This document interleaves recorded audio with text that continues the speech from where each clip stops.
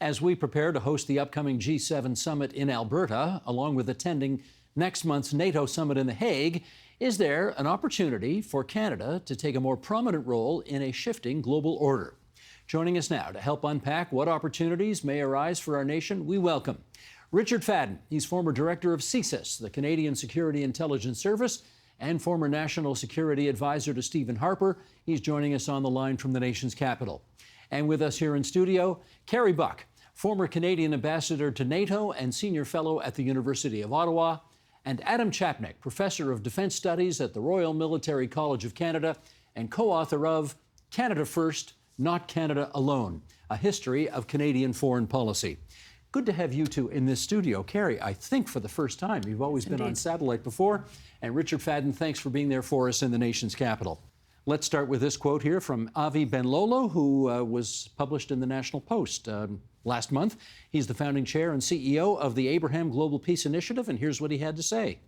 Over the past decade, Canada's presence on the world stage has diminished considerably. We were once known as peacekeepers, moral leaders, and champions of justice, human rights, and international cooperation. Today, we are more likely to be asked, what happened to Canada?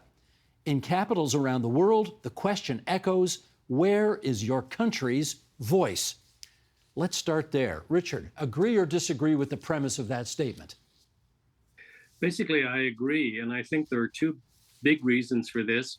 One, Mr. Trudeau's ministry was not particularly interested in foreign affairs, defense, and national security, and that shows after a while, and their particular approach to deal with foreign policy through values as opposed to interest has had an impact. And secondly, I think over the past several decades, the fact that we have not maintained any semblance of hard power through either defense or to some degree through development have come together to mean that we have not anywhere near as much influence as we could have. I think it's possible to shift, but it's going to take a little while. It can't be done from one day to the next. And I think we also have to recognize that the world has changed significantly from the time when we were a middle power. And in fact, I'm not so sure that the concept of middle power is as valid as it used to be. Okay, lots of things to unpack there, which we will over the course of our half hour together. Kerry, your view on that statement? Well, I agree-ish. I would roll it back at least 20 years. I remember I was in New York substituting for one of our foreign ministers at a foreign minister's dinner under Prime Minister Harper, and one of our close Nordic foreign minister friends came up to me and said, "Where's Canada? We miss Canada." I think the same thing applied under Prime Minister Trudeau's leadership as well. I agree with Dick Fadden that there was a little less interest in the international level. I don't see any signature initiatives coming out of either Prime Minister Trudeau or Prime Minister Harper's era. We've been missing in action, and that's not necessarily our fault. You know, when the international architecture was created, there's been a fivefold increase in the number of states. So, of course, your voice is harder to be heard. There are new emerging leaders, new emerging middle states in the global south who want a greater say at the table, want an equal voice. So your voice is going to be harder to hear. And then an unpredictable U.S. And we used to be able to draft off U.S. power and use that internationally for our own ends. Not That's now. harder to do now. Yep. But some of the things are in our control. I agree with Dick entirely. We have radically underinvested in both diplomacy and defense over at least the last 2 decades, and we've got to fix that. Adam. I'd go back even further. I mean, when Paul Martin became Prime Minister, the first thing he said was Canada's back, to suggest that we hadn't been there. Stephen Harper came in, he went to Afghanistan and said, we're back.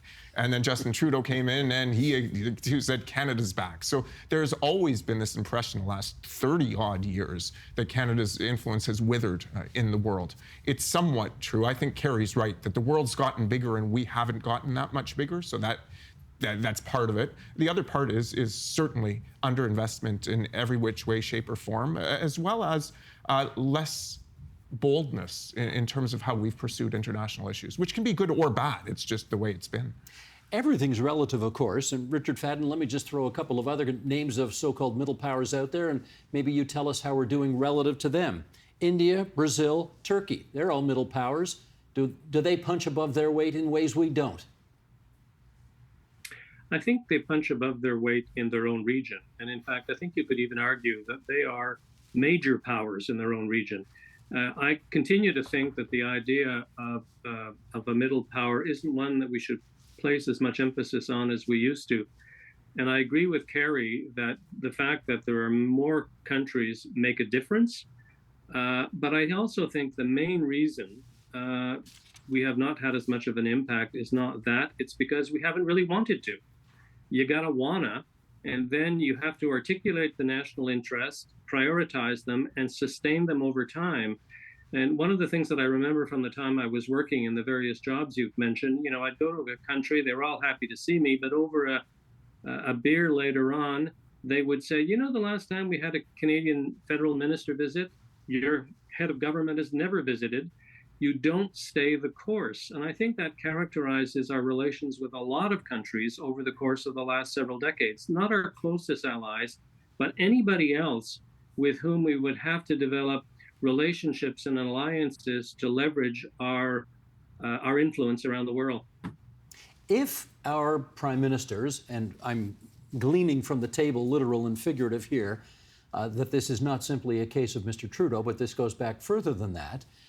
If the prime minister of the day reflects the mood or desires of the country, is it possible, Kerry, that we don't want to be a middle power and have a big role in the world? We're very content just sort of minding the store at home as a population.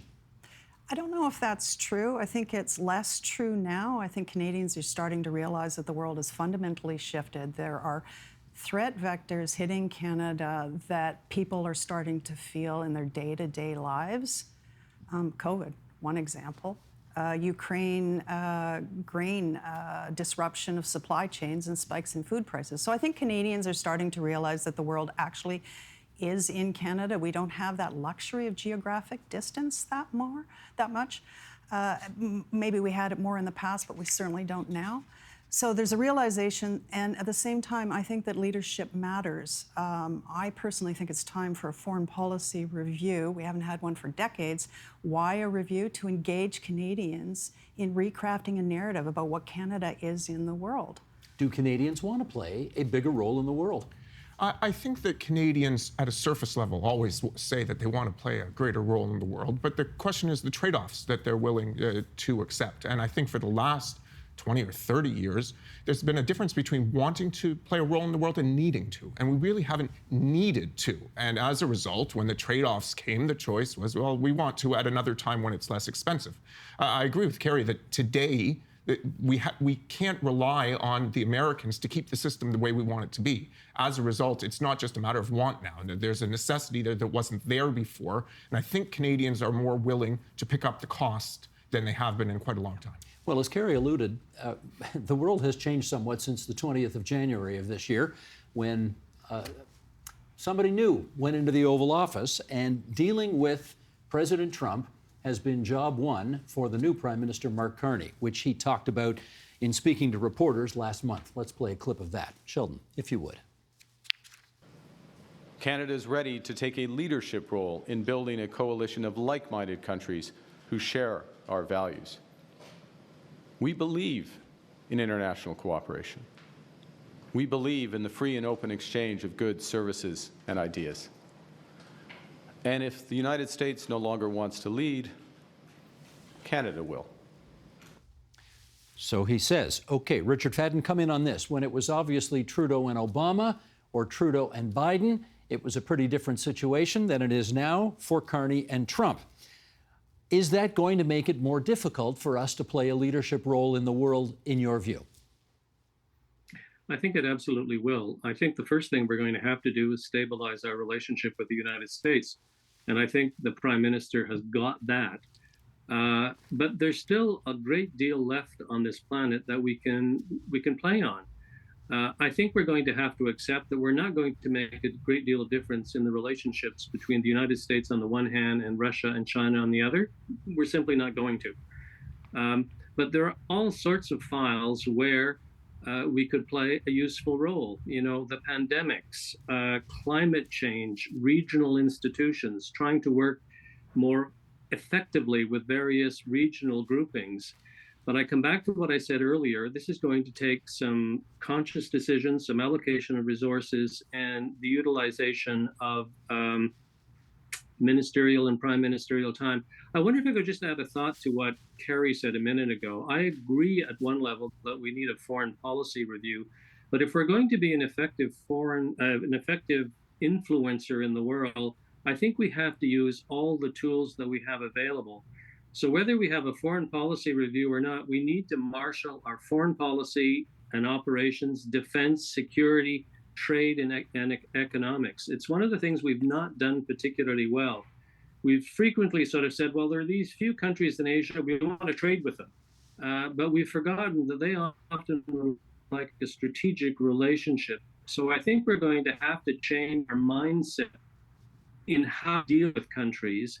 And this is going to require us to, I think, use all the tools that we have available in a coordinated way. Oh, fair enough. But Kerry, in an era of Trump, what does that mean for Mark Carney right now as he tries to figure all this out? Well, at the beginning, some people said that Trump would be isolationist, and I don't think that's the case at all. What he's done is reinforced American exceptionalism to a degree that I think is unprecedented for the U.S., using U.S. power in a way that is more of a club and coercion and unpredictable. So with an uncertainty engine like that at the helm of the U.S., what can we do? Well, I'd love us to be able to first focus on stabilizing our relationship with the U.S. Having seen President Trump up close and personal in the first term, I don't think that's feasible. I think he'll keep changing the goalposts. So we have to diversify. We have to diversify to the extent we can, our trade and our defense relationships. But as we do so, can we lead? Yeah, we can lead sometime. We have in the past. We usually in the past have led with ideas. We create tables and we create cross-regional alliances. And as Dick said, we can do it on things where we have an edge. We have something that the rest of the world wants and where there's a gap to fill. Disarmament. The nuclear threat is rising. We've been very good at that traditionally. Democracy and stabilizing democracy and countering disinformation. Critical minerals, you name it. But we have to do so in a way that is joined up. When I called it a foreign policy review as shorthand, but I meant an integrated international policy review that does exactly what Dick just suggested, brings together the various levers. Can we do all these things if our relationship with the United States is as uncertain as it apparently is? I think that we have to pay close attention to the United States at all times, but we can walk and chew gum at the same time. My concern is this obsession with leading. I'm very comfortable with the idea that Canada should do more. Canada has to step up when other people step back. But stepping up doesn't mean stepping up to the front. It just, right now we're in the back. Stepping up to the middle is an improvement from where we are, and I think that telling the Canadian public that we're going to lead builds expectations that, generally speaking, we can't actually fulfill. When you're only spending 1.3 and a bit percent of your GDP on defense, leading means tripling your defense budget. We're never going to do that. So how about we're going to do more, and we're going to try to replace some of the challenges that America has left for us. Well, let me find out from all of you whether or not doing more involves something that President Trump brought up on the weekend. As he took a little shot at Canada, which he likes to do. He announced this plan for a Golden Dome missile system, and it's valued at 175 billion American dollars. And he said about Canada, they want to have protection also, so as usual, we help Canada. And I don't think he said it as a compliment. Richard Fadden, should Canada agree to be part of this? I think it's far too early to agree or to disagree, but I think we have to take it seriously. If we're going to do something on the defense side with the United States, seriously, it has to relate to the defense of North America. It may or may not be the Golden Dome, it may be something else. But I think to say off the bat, we're not going to take this seriously at all, would be a mistake. We've declined to participate in these sorts of things over the last several prime ministers. That doesn't mean we should do so right now.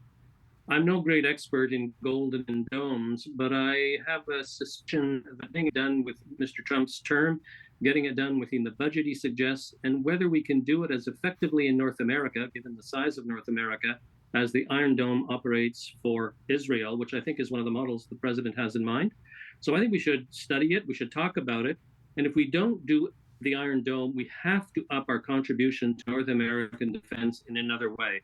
That has to be central to what Mr. Carney is trying to do. He keeps talking about we're going to lead on the economy, we're going to develop new relationships on the economy and security. On the security side, I would suggest we have to start with North America. Kerry Buck, you want us in on this? On Golden Dome, the challenge is that I don't think there are detailed plans on what the Golden Dome is, and I think that some of the technology doesn't exist yet. And so the 3-year timeline and the price tag, I think, are wildly unrealistic. That being said, missile technology has really, really improved over the last few years since the last time we talked about SDI in Canada. And We should just say, because this is an acronym-free zone, Strategic Defense Initiative that came out in Ronald Reagan's time. Exactly, yeah. And we didn't leap into that one either. No, we didn't. But the fact is that both cruise missiles and intercontinental ballistic missiles can hit North American territory. And unless we do something to cooperate with the U.S., then they're going to do it for us without asking our permission, and there goes our sovereignty. But how we participate, there are many different ways we can do it. We need to bolster NORAD. We're already looking at bolstering eyes and ears to understand what's coming towards our territory. But we're going to have to talk in Canada about how much we might want to participate in intercepting those missiles.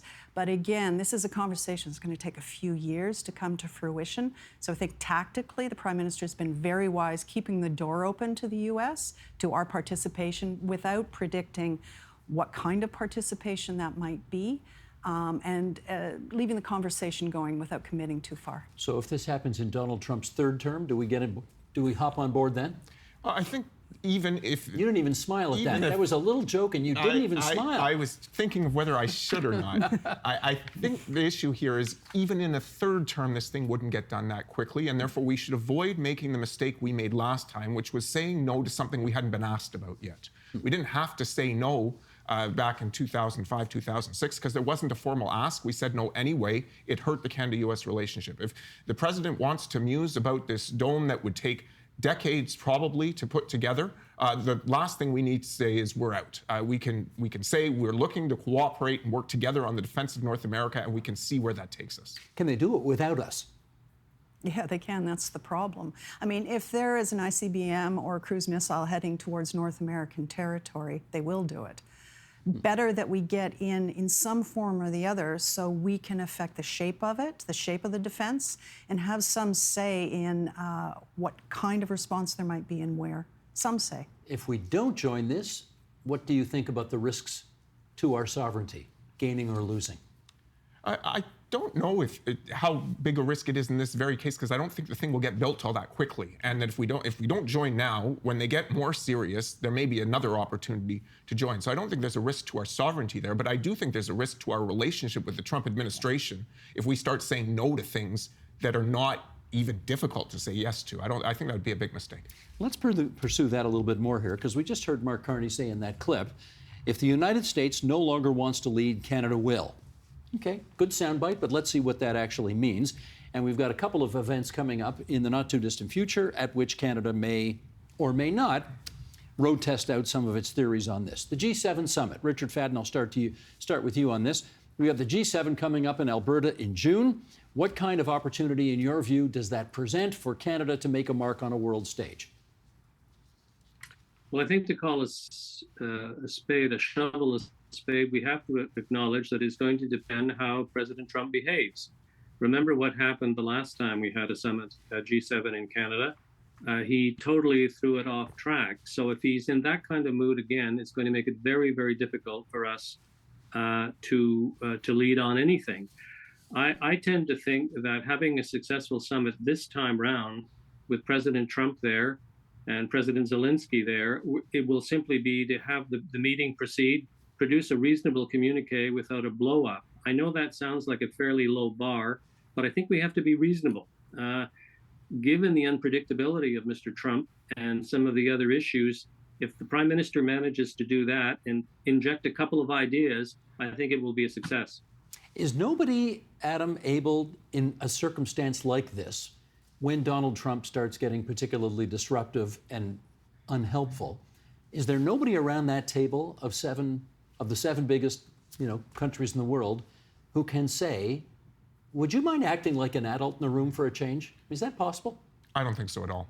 At the same time, there are other opportunities at a G7 that do not require the entire G7 to get along. Mr. Carney has an opportunity to meet with 5 other G7 leaders either one at a time or in groups of 2 and 3, and to do a whole bunch of different things in terms of long-term Canadian commitments to diversifying our relationships. So even if the G7 itself doesn't get much done, the long-term Canadian strategic posture can be improved by the access that the Prime Minister will have to these other heads of government during that period. Do you think that should be, Kerry, on our agenda, namely isolating Donald Trump and Canada trying to make common cause with the other 5 powers?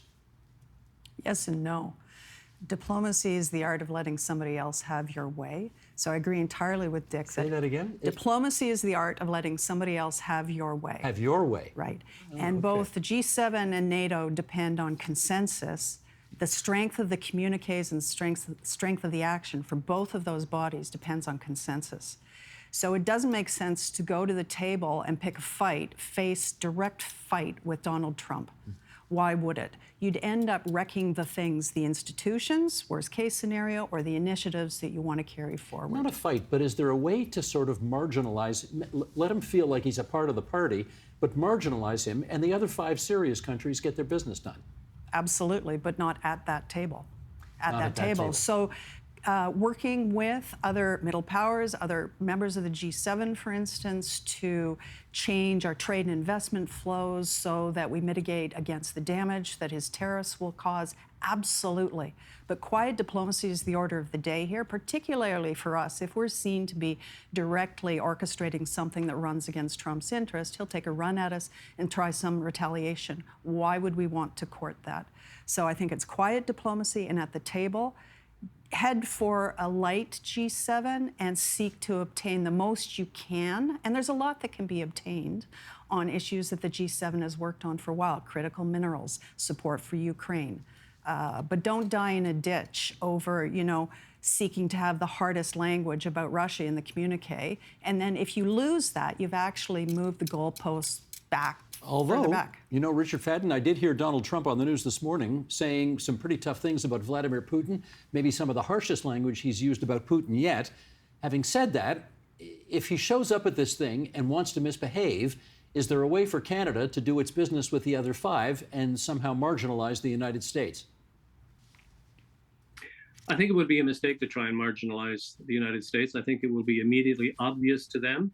And I don't think we need to give them any opportunity to criticize us or to accuse us of acting improperly with the very, very close allies. But we don't need to be at a G7 to do that. I mean, the Prime Minister's already started dealing with the United Kingdom and France. I think we should continue this sort of thing. He should go to Asia. He should talk to Japan and a few other countries.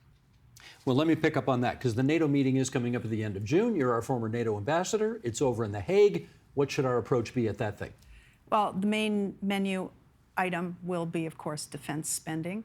Canada's still, the latest NATO figures has us still in what I call the quadrant of shame, in that we're hovering with Belgium as the last 2 who are both below 2% of GDP on defense spending and below 20% of our defense budget on R&D and equipment. So we've got a lot of catching up to do.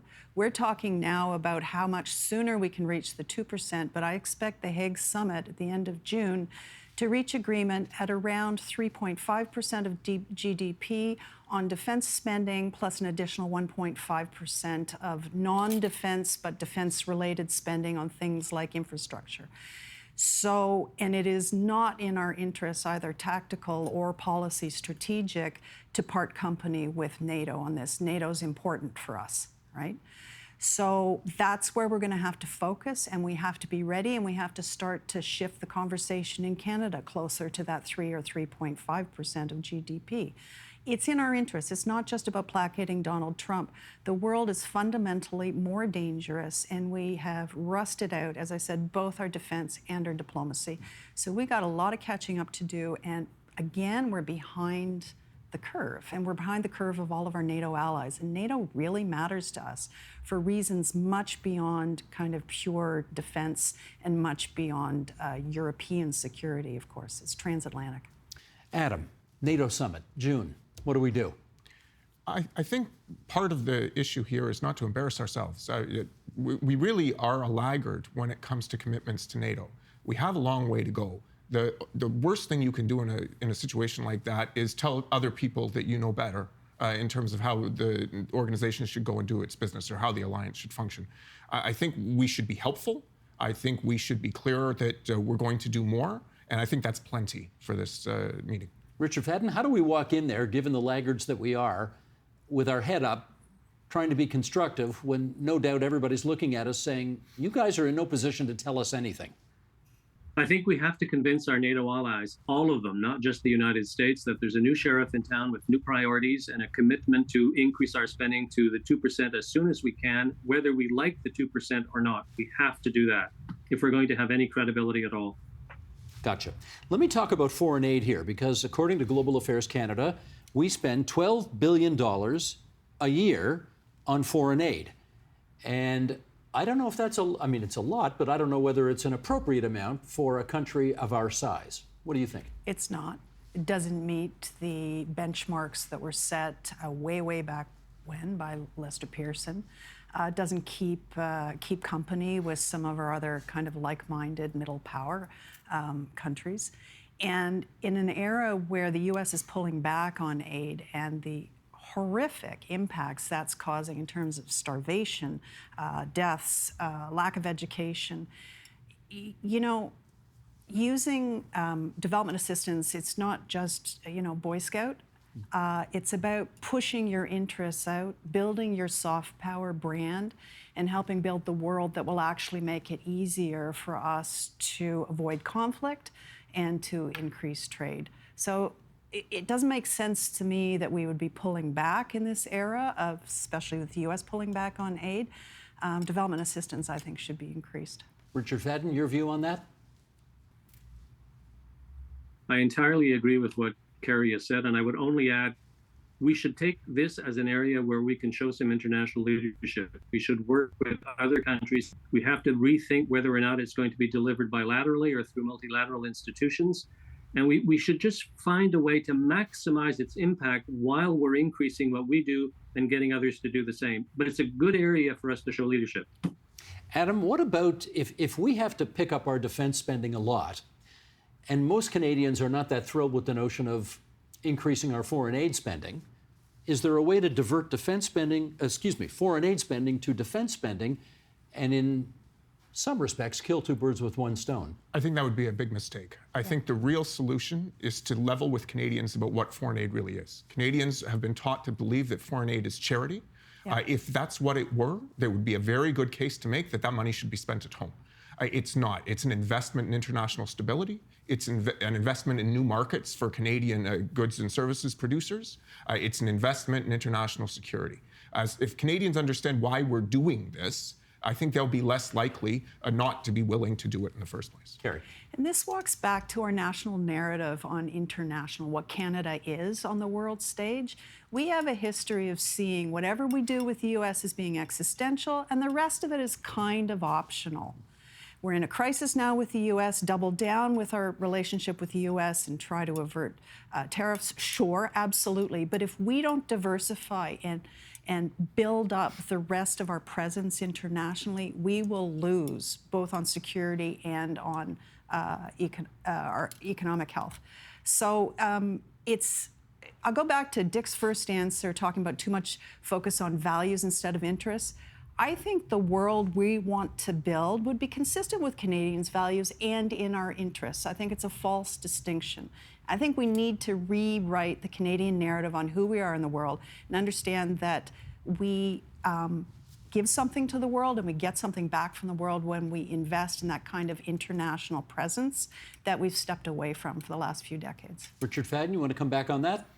Every country is doing that. It's how we do it and how we balance it with promoting our interests. And I think over the past little while, we've pushed values a little bit too much. And we've assumed, or I would say the previous government assumed, that some of the values they were pushing internationally, they were assuming they were accepted across the board in Canada totally and entirely. And I don't think that was the case. So there's a balance to be had. And the manner that we advance our interests, I think, need a rethink.